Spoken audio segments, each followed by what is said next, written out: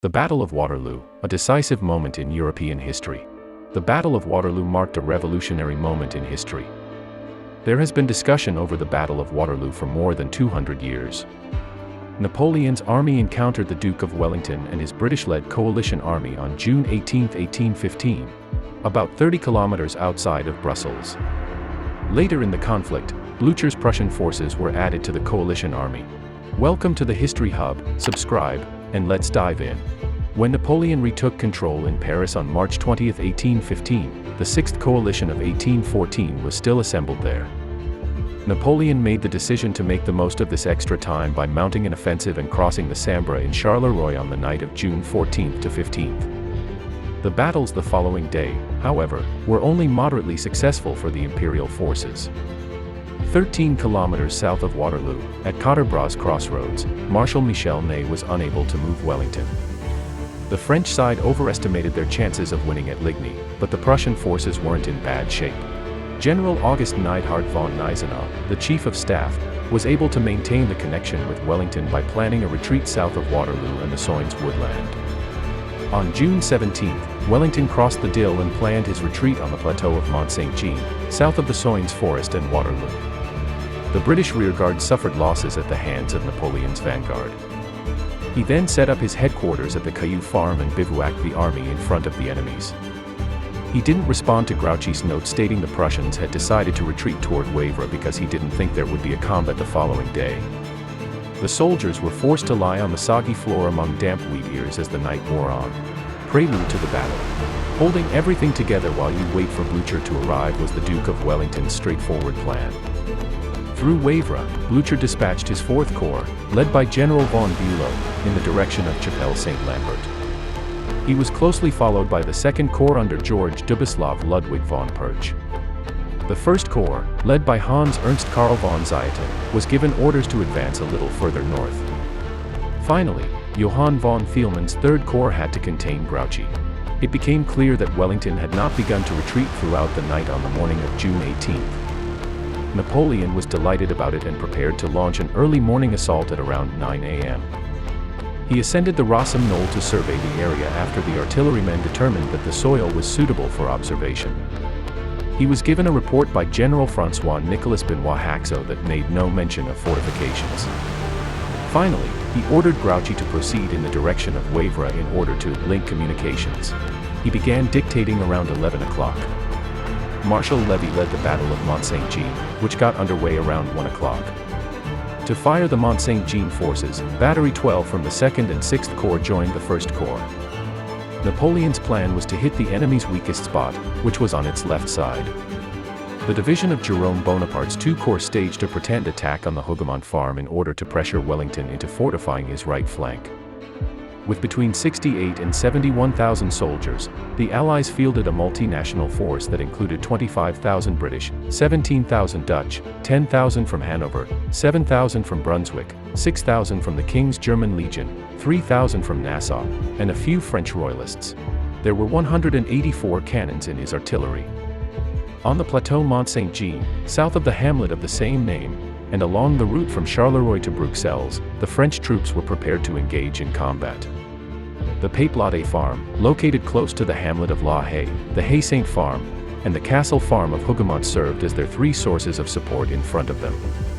Towards the settlement of Ohain, a deep gully on the left, east, side provided protection. Even the cavalry, which was arranged in 3 lines, was retreating from the army because the reserve was at Mont Saint-Jean. The I Corps under the command of Drouet d'Erlin, 20,000 soldiers, the cavalry division of the Guard under the direction of Lefebvre Desnouettes, 2,000 cavalrymen, and the 2,700 cavalrymen from Milhaud's cavalry corps made up the right side, east. The equipment traveled from the road leading to Bruxelles until it was directly in front of the Peyplade property. The 2 Corps, under the command of Riel, had 20,000 soldiers. Next came 3,400 cavalrymen from the Cavalry Corps, under the direction of Kellerman, and 2,100 cavalrymen from the Guards Division of Cavalry, under the command of Guillot. With 10,000 soldiers under his command, Lobau oversaw the 6th Corps, which also included 3 Guard infantry divisions and a division of cavalry under the leadership of Doman and Suberby, each with 1,200 cavalrymen. Finally, a large number of guns were concentrated in front of the Belle Alliance on a ridge on the right side of the road. The battle. Jerome, Napoleon's brother, launched a distraction attack against the English guards and men at the Battle of Hougoumont. Heavy gunfire fired 30 steps from the farmhouse, starting the first attack. Jerome launched a fresh assault with artillery assistance at midday. In the gardens, the French infantry briefly broke through, but the army was unable to keep up. The French howitzers began to fire at the property at 2 o'clock. The fire started by the bombardment claimed the lives of many hundred defenders. Only 8,000 men were organized to fight 2,000 when the Foy division became engaged. Approximately 8 kilometers east of the battleground, at 1 p.m., a troop movement was seen just emerging from the Chapelle Saint-Lambert woods. It was the vanguard of von Bülow's 4th Corps, with 30,000 men arriving through Lane and the woods of Paris, according to a letter intercepted on a Prussian Hussar NCO. As the Prussian troops began to appear on the French army's right, Napoleon ordered the drafting of a letter to Grouchy pleading with him to hasten his entry onto the battlefield. 2 divisions of light cavalry were dispatched by him to scout out the opposition and join Grouchy's columns as soon as they materialized. On a line that connected the farms of Haye-Saint and Papelotte, the I Corps launched its assault. The battalions were arranged in dense rows behind one another, each measuring 180 soldiers by 24. When Wellington launched a counterattack, the French infantry was able to capture the plateau. When the troops had to deploy, their disposition demonstrated how destructive it was by impeding their movements. Making use of the circumstance, the Germans led a bayonet rush on the sides of the French column. Lord Uxbridge ordered the dispatch of Sir Williams Ponsonby and the heavy cavalry regiments of Somerset at Wellington's request. The 4th Regiment of Imperial Lancers and 2 brigades of cuirassiers under the direction of General Millot wiped out the 2 brigades of British cavalrymen who had been charging up to the Great Battery. Napoleon was compelled to spearhead a second assault. Between 3 and 4 p.m., the main battery made a new preparation shot as the I Corps reformed. Ney was determined to take advantage of the indication of a retreat he perceived in this action. Between Haye-Saint and Hougoumont, Napoleon deployed the cuirassiers of Milhaud and Delort as well as the hunters and lancers of Lefebvre des Nuets. The Emperor didn't step in to help. Although Napoleon disagreed with Ney's plan, he chose to back it. The mounted grenadiers and dragoons of the guards from Guillot's division, the carabiner and cuirassiers of Kellerman's corps, and 10,000 horses were dispatched to reinforce Ney at 5 o'clock. The British infantry, which had been organized into the best configuration to withstand the French cavalry, a square shape, met in combat. Ney was assaulted 12 times, but the British soldiers held their ground and maintained their composure. Napoleon had 800 carabiners left at 5:30 p.m. and the French cavalry was all but decimated. Ney requested infantry support from Napoleon after making the error of launching the offensive without it, but the Emperor was out of infantry supplies.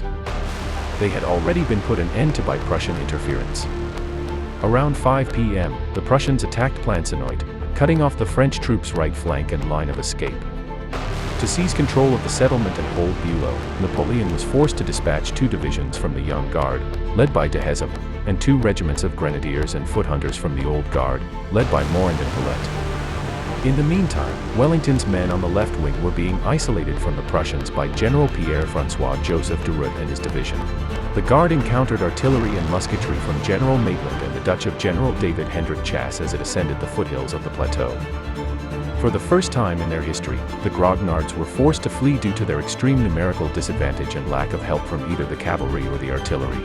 The battle was hard fought, but still debated about till today. Thank you for watching. Follow for more.